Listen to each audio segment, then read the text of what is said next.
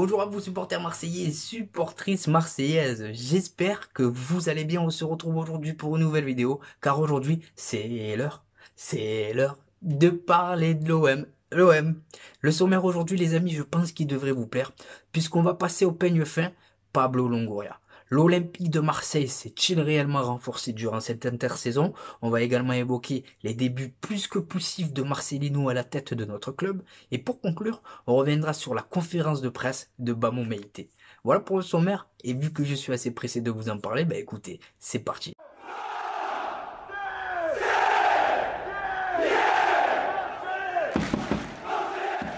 Avant de rentrer dans le vif du sujet, je vous demanderai un maximum de pouces bleus, et pour toutes les personnes qui vont me découvrir à travers ce contenu, n'hésitez pas à vous abonner.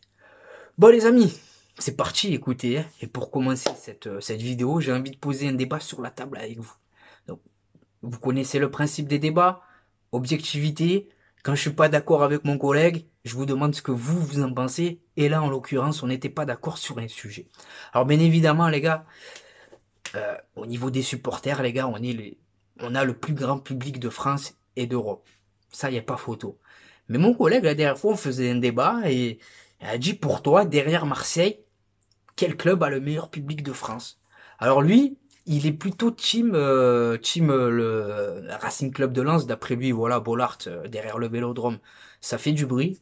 Et moi, j'ai plutôt tendance à penser que l'Ameno, le stade de Strasbourg, derrière le Vélodrome, c'est le stade en Ligue 1 qui fait le plus de bruit. Donc n'hésitez pas à me dire ce que vous en pensez. Et j'ai aussi envie de penser à la Beaujoire, les gars, parce que la Beaujoire, on peut dire ce qu'on veut de leur club, mais c'est un bon public. Bon, on va maintenant entrer dans le vif du sujet parce que, voilà, vous avez cliqué pour ça. On va parler de Marcelino. Les débuts plus que poussifs de Marcelino. Alors, l'élimination face au Panathinaikos, ça nous avait quand même mis en alerte, mais on s'était dit que c'était passager parce que cet Olympique de Marseille-là est en reconstruction, comme chaque été avec Pablo Longoria. Et finalement, on peut se rendre compte que le mal, il est plus profond. Et honnêtement, j'ai envie de vous dire que Marcelino, il pourrait déjà sauter dès le mois de septembre. Je m'explique. Je vais vous mettre le calendrier et comme tu peux le voir, ça passe ou ça casse pour Marcelino. On va affronter Toulouse. Alors Toulouse, pour moi, c'est à double tranchant, les amis. C'est soit on gagne avec la manière, on se rassure, tout le monde est content, ou soit tu perds au Vélodrome face à Toulouse, c'est la crise, et derrière, ça devient beaucoup plus compliqué au moment d'affronter l'Ajax en Ligue Europa, l'AS Monaco, et l'AS Monaco cette saison, les amis, je m'en méfie comme la peste, ils vont faire mal. On va affronter le Paris Saint-Germain, hein. Et le Paris Saint-Germain, les gars, qu'on arrête de dire oui, c'est un club de peintres, il n'y a pas de souci, hein, c'est un club de tout ce que tu veux, c'est un club de touristes. Mais cette année, les gars, ils ont monté quand même une bonne équipe de ballon. Et si tu joues de la même manière que tu le fais jusqu'à présent, tu vas en prendre 6. On va jouer Brighton juste après. Alors Brighton, c'est moins clinquant que Paris sur le papier, mais c'est une équipe de ballon. Et Marcelino, j'aimerais qu'il se remette en question tactiquement, parce que la devise de l'OM, c'est droit au but. Tu ne peux pas venir chez nous, bloc bas, jouer le contre, reculer, avoir aucune maîtrise technique sur la rencontre. On n'est pas Valladolid, comme il dirait Stéphane Guy, frère. Hein? Donc Marcelino, va falloir qu'il fasse des choix qui, qui tranchent dans le vif, j'ai envie de vous dire. Parce que, comment vous dire? Je me mets à la place des remplaçants quand même. Hein? Unai, qui n'a pas joué face à Nantes, par exemple. Il voit le match de Correa. Mais quel message il envoie aux remplaçants? Il court pas. Il défend pas. Il apporte rien à l'équipe. Moi, je suis frais, j'ai envie, je peux te changer le cours des matchs. Tu me fais pas rentrer. Il va se mettre les remplaçants à dos, le Marcelino. Correa, vous pensez vraiment qu'avec Tudor, il aurait passé plus de 20 minutes sur la pelouse à Nantes? Tudor, on peut lui reprocher beaucoup, on peut lui reprocher tout ce que tu veux. Mais c'est un entraîneur qui entraînait, il fédérait. Là où Marcelino, il n'entraîne personne avec lui. Quand je vois qu'il crie sur le banc, qu'il y a personne qui l'écoute, que les joueurs ils sont pas réceptifs, faut qu'il tape du poing sur la table. Tudor, Gerson il a essayé de le tester, Payet il a essayé de le tester, Guendouzi il a essayé de le tester. Il les a mis sur le banc. Tu veux pas courir, tu veux pas t'intégrer sur le banc, y a pas de souci, frère. Et c'est ce qu'il doit faire Marcelino. Tu ne veux pas courir, tu ne veux pas faire les efforts. Sur le banc. Peu importe qui tu sois. Donc Marcelino, les amis, s'il veut durer à la tête de notre club, va falloir qu'il gère différemment ce mois de septembre. Septembre-octobre, moment de vérité pour nous, les amis. Pour enchaîner, ben écoutez, on va parler de Monsieur Pablo Longoria. C'est le moment de faire le bilan. Écoutez, quand on voit que face à Nantes, que face à Metz, que depuis le début de la saison, en fait, il n'y a pas de leader. On manque de caractère, les gars, dans cette équipe. On perd durant la même intersaison Kolasinac, Dimitri Payet, Matteo Guendouzi et Alexis Sanchez. Est-ce que vous pensez qu'on peut remplacer des joueurs de caractère comme ça, frère? Le ballon, ce n'est pas qu'une histoire de talent. Le ballon, c'est dans la tête, l'envie de se faire mal, l'envie de se battre sur chaque ballon, l'envie de marcher sur son adversaire, l'envie de ne pas perdre tout simplement. Et ces 4 joueurs, c'est ce qu'on a perdu avec eux, les gars. Je vous le dis, il n'y a personne pour sonner la révolte dans cette équipe. Alors Pablo Longoria, fidèle à sa ligne de conduite, on connaît la chanson maintenant. Beaucoup de départs, beaucoup d'arrivées, tu changes d'entraîneur. Pour quel résultat? On n'est pas dans un mode carrière à FIFA, les gars. Si tu veux réussir sur le long terme dans un club, tu as besoin de continuité. Alors, quand tu as en tête de vouloir te qualifier en Ligue des Champions, comme tu as pour objectif de gagner des trophées, est-ce que tu dois recruter Pierre-Emerick Aubameyang qui ne joue plus depuis 2 ans? Est-ce que tu dois aller chercher des joueurs de championship que sont Ismaïla Sarr et Iliman Ndiaye? Est-ce que tu dois aller chercher Amir Murillo qui a rien prouvé dans le ballon à 27 ou 28 ans? Est-ce que tu tentes... Et pour moi, il y a 2 paris réellement qui se tentent. C'est Kondogbia et Renan Lodji. Le reste, les amis, et je parle de Ismaïla Sarr, de Iliman Ndiaye, dans un OM qui va bien, c'est des joueurs de complément, les gars. Tu vas me trouver dur, mais Ismaïla Sarr, normalement, c'est un joueur que tu fais rentrer à 20-25 minutes de la fin, il va t'apporter de la vitesse, de la percussion, il va enflammer le match. Il est incapable de tenir sur 90 minutes, Ismaïla Sarr. Iliman Ndiaye, c'est pareil. Il n'a pas encore les épaules pour prendre les rênes, pour prendre les clés de l'équipe. Alors oui, la Championship, ça joue. Bien sûr, il n'y a pas de souci. Mais Marseille, c'est un autre monde, les gars. Voilà. Donc, Pablo Longoria, les amis, et Javier Ribalta, ils sont plus que responsables, enfin, ils ont beaucoup plus de part de responsabilité que les joueurs et Marcelino dans cette situation qu'on est en train de vivre. Hein? Vous m'excuserez. Milik, quand tu fais ce pari d'aller le chercher alors qu'il joue plus au ballon, il a encore 26 ou 27 ans, il est dans la force de l'âge. Mais Aubameyang, il a 33 ans. Je tiens ce discours, mais j'espère que ça va le faire, les gars.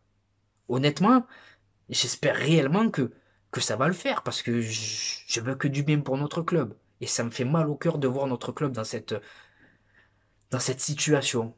Voilà, et quelque part, c'est prévisible, parce que quand tu changes d'entraîneur chaque été, arrive un moment où ça lâche. Et là, c'est en train de lâcher, j'ai l'impression. En fait, j'ai l'impression qu'avec Marcelino, ça passe pas.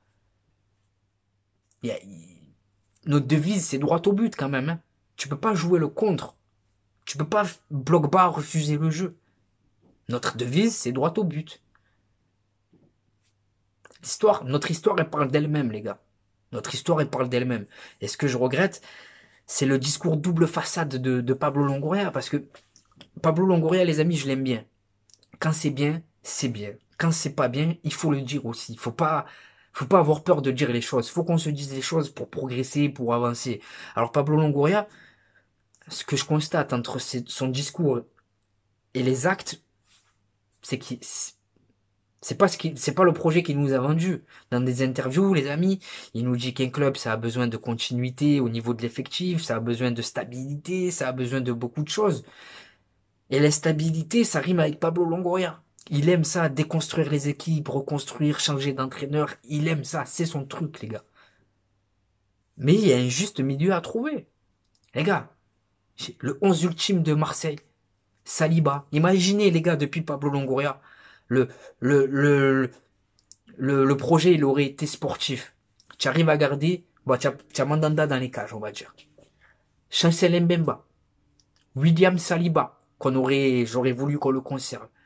À gauche, on met Kolasinac, deuxième saison. À droite, les amis, Paul Lirola, version Covid. Milieu de terrain, Gerson sous Sampaoli, deuxième partie de saison. Boubacar Kamara. Ah les gars, Boubacar Kamara, il est parti comme un traître, mais c'est un grand joueur de ballon. Ensuite, en numéro 10, Dimitri Payet, les gars, version collier de barbe et les deux chignons. À gauche, en tant qu'ailier, Alexis Sanchez. En tant qu'ailier droit, Sandy Zunder vs Malédiction, c'est-à-dire les matchs face à Lyon, face à Bordeaux où on gagnait plus. Il a été exceptionnel. S'il aurait conservé ce niveau sur la durée, ben, Ender, il serait encore parmi nous.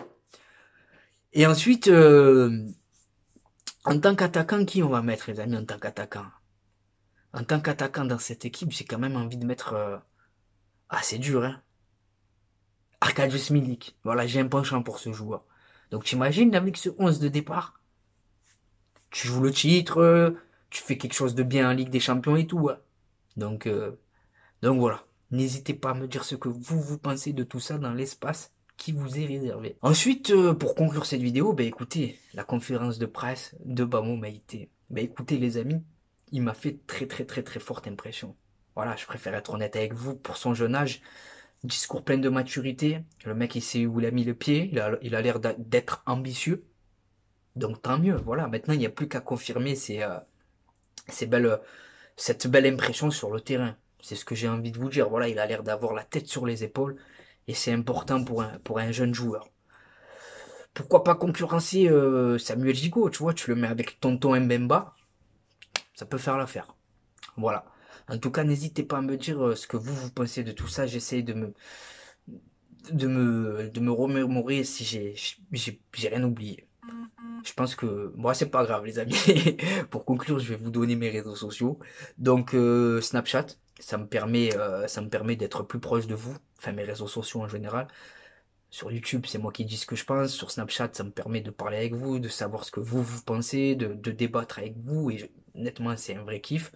Sur Snapchat, je vous filme ma vie, il y a les infos de l'OM. Et il y a un bon plan maillot que je n'ai pas là sur moi. Voilà, donc si toi aussi tu veux en savoir plus, 26 € le maillot, le code promo TPMS pour la réduction de 10%. Il y a les ensembles de survêtements, il y a les maillots des sélections, il y a tous les maillots, bref. Ajoute-moi sur Snapchat, donc c'est Khalil-6 TPAMS 13. Ensuite, on a Instagram. Donc Instagram, on est sur un contenu différent. C'est moi et ma grosse tête au vélodrome. C'est moi et ma grosse tête devant le vélodrome au Parvis Jambouin. En vacances. C'est moi et ma vie privée, on va dire Instagram. Donc TPAMS 13. Ensuite, on a Twitter. Donc Twitter, on est sur un contenu différent. Je réagis à chaud sur l'actualité footballistique et sur l'actualité marseillaise. Voilà. Donc TPAMS 13, 13, 13. Et pour conclure, les amis, on a TikTok. Mais TikTok, c'est touche pas à mon stade tout attaché.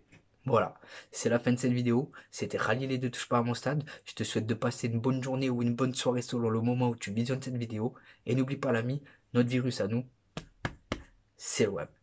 Ciao le sang.